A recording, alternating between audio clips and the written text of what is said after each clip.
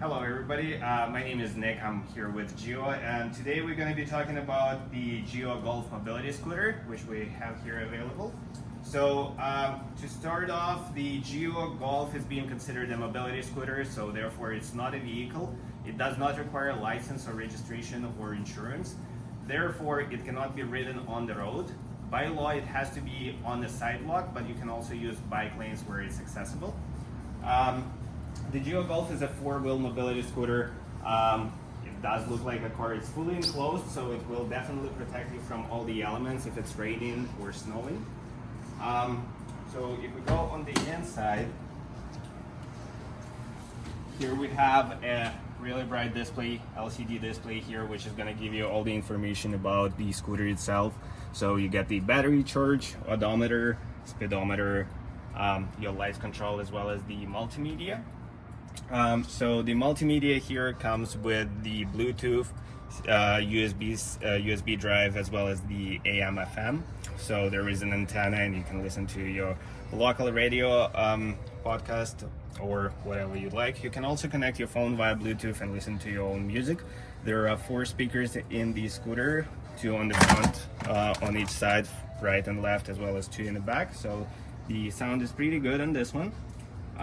Then in terms of the controls, so we have a drive, neutral, reverse. So they are pretty self-explanatory. When you're in drive, you're moving forward. Neutral, you're not moving anywhere. And then if you put it into the reverse, you're gonna hear the sound, so people behind you know that you're backing up, as well as there is a backup camera on the display, so you can see where you're going. When you put it into the drive, we have 3 modes to switch in between. You can think of them like gears. So they're 1, 2, 3, and being switched by this red button here on the right side of the handlebar. You can also see which gear you're on the display here. So the gear will light up green if to show you which gear you're on. So if you click the button, 3 will go back into 1, which is into 2, sorry. 2 will go back into 1. And then 1 will scroll back into 3. So the top speed of the scooter is 32 kilometers an hour, and this is what you get on the level 3. Level 2 will limit you to about 22 to 24 kilometers an hour, and then the level 1 is 15 to 18. The top speed will definitely be different depending on what kind of incline you have, as well as what kind of weight you have on the scooter.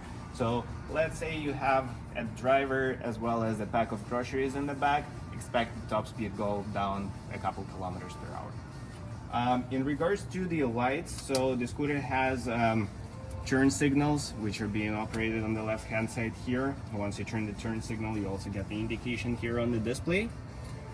You do have hazard lights in case of emergency, so that's both turning lights on at the same time. Then for the lights itself, you have switch here on the right side, which is no lights, daytime running lights, and then you have full lights. When you have full lights, you have low beam, high beam, which can be changed here. So in regards to the acceleration, you have a throttle on the right side, just like a motorcycle, so it's a twist throttle. Once you're in the drive gear and you select the mode you're driving in, just twist the throttle and you're gonna move forward. To stop, you have 2 brake levers, 1 on each side. So left brake lever is your rear brakes, the right one is your front brakes. So we recommend to use the rear brake most of the time, use both in case of emergency. One thing to note is that if you have one of the brakes engaged, the scooter has electronic braking system feature, meaning that once the brake is engaged, the throttle is not gonna work. So let's say you're standing on the incline, you're holding the brake, and you can twist the throttle and then let the brake go. So in this way, you will not start rolling backwards, but will start accelerating up the hill right away. On top of that, the brakes, they have a parking brake feature. The parking brake is really mechanical. So what you want to do, you want to squeeze the brake, and with the other hand, you want to push this lever in.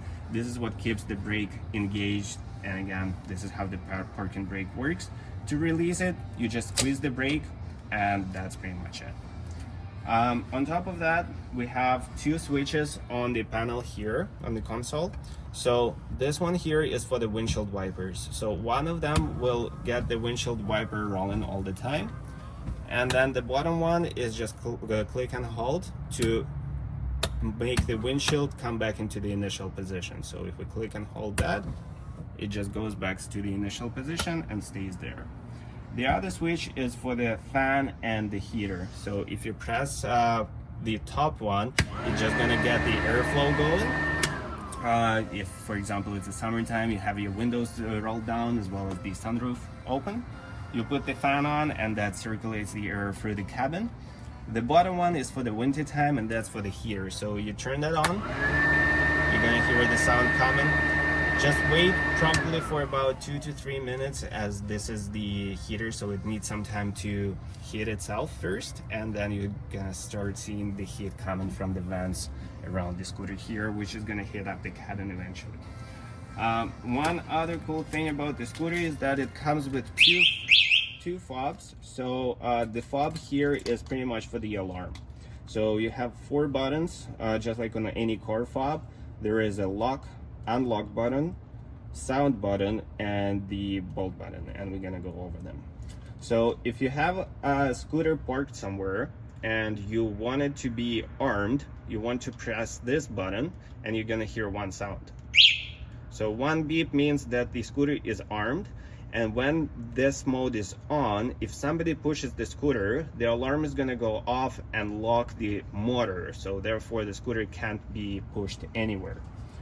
To unlock it, so let's say you parked it at the shopping mall, now you finish your grocery shopping and you're coming back to the scooter, you want to unlock the alarm, you press the unlock button and you're gonna hear 2 beeps.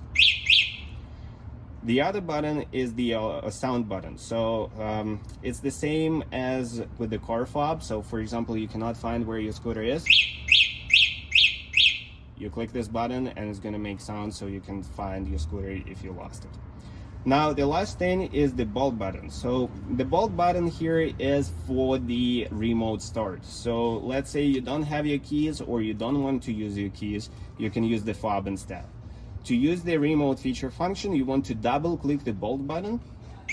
You're gonna hear one sound and you're gonna see the display turn on. So this way we don't need to use the key in the ignition, but you can just use the fob. Now if we want to turn it off, you want to click the unlock button twice. So you're gonna hear two sounds, meaning that the scooter is off. That's pretty much it for the interior. One other thing I forgot to mention is that the windows here, you can roll them down or up. It's a mechanical, just the old-fashioned way. So depending on the weather outside, you can open or close those. There is a lever here to open the doors from the inside, as well as there is a lever on the outside if you're trying to get it. So that's pretty much it about the scooter itself, about the functionality, and we're gonna take it for a little ride.